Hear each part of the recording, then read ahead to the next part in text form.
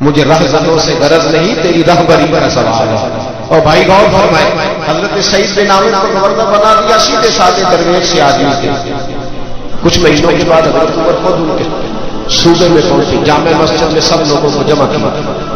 جب سب لوگ جامع مسجد میں جمع ہوئے تو حضرت عمر فاروق نے فرمایا اپنے گورنر کے بارے میں بتاؤ کیسا ہے۔ یہ ہے جمہوریت، ادھر دیکھیں جی میری بات پر، یہ جمہوریت ہے۔ گورنر سامنے کھڑے، فرمایا بتاؤ گورنر کیسا ہے؟ تو لوگوں نے کہا 4 شکایتیں ہیں گورنر صاحب سے۔ اس کو حضرت ابن جوزی نے رحمہ نے نقل فرمایا 4 شکایتیں۔ کون سی؟ پہلی شکایت یہ ہے کہ گورنر صاحب جب شروع میں گورنر آئے تو فجر کی نماز کے بعد ہی لوگوں کی بات سننے لگتے تھے، اب نماز پڑھ کے گھر جاتے 9-10 بجے واپس آتے۔ دوسری شکایت یہ ہے کہ ہفتے میں ایک دن ملتے نہیں۔ تیسری شکایت ہے صرف دن کو ملتے ہیں، رات کو نہیں ملتے۔ اور چوتھی شکایت یہ ہے کہ کبھی کبھی رونے لگتے اور بے ہوش ہی ہو جاتے۔ آپ نے عجیب دیوانہ گورنر بنا دیا۔ حضرت عمر نے حضرت سعید بن عامر کی طرف بول بھائی تیری شکایات ہے۔ جناب سعید بن عامر کہنے لگے حضور میرا راز نہ ہی کھلتا تو اچھا تھا، اگر آپ نے کہا ہے تو کہہ دیتا ہوں، بتائیے۔ فرمایا تیری پہلی شکایت ہے کہ تو فجر کے بعد گھر جاتا ہے، 9-10 بجے آتا ہے۔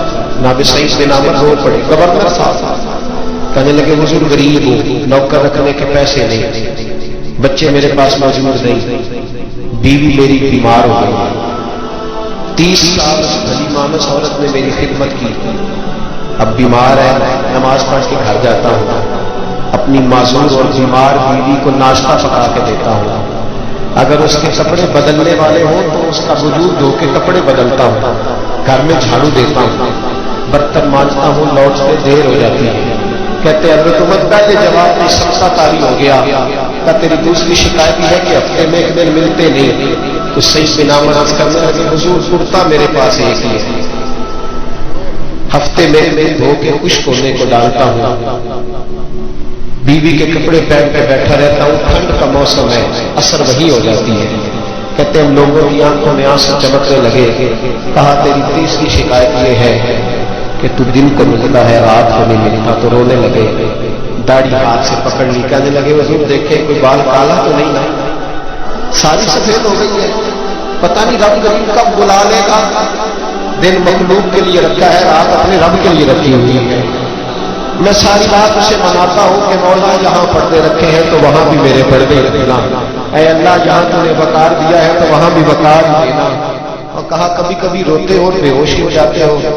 کہنے لگے حضور بہت پختہ عمر میں کلمہ پڑھا تھا، 40 سال کا تھا جب کلمہ پڑھا، جب 40 سال کے گناہ یاد آتے ہیں تو رو پڑتا ہوں، سوچتا ہوں کہ میں تو ایک ہفتے کا حساب نہیں دے سکتا، 40 سالوں کا کیسے دوں گا حضور، پھر مجھ سے برداشت نہیں ہوتا، پھر تڑپ جاتا ہوں۔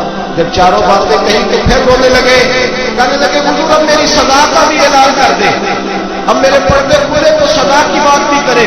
حضرت عمر نے ہاتھ اٹھائے اور کہا اے اللہ میرے محبوب کی امت کو کچھ ایسے گورنر اور بھی عطا فرما، اپنے آپ کو سنوارے، اپنے آپ کو توجہ دے۔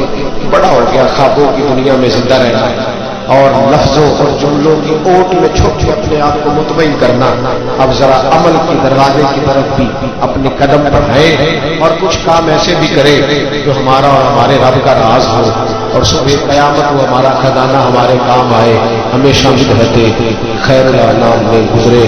دعا ہے یہ عمر درود و سلام نہ گزرے۔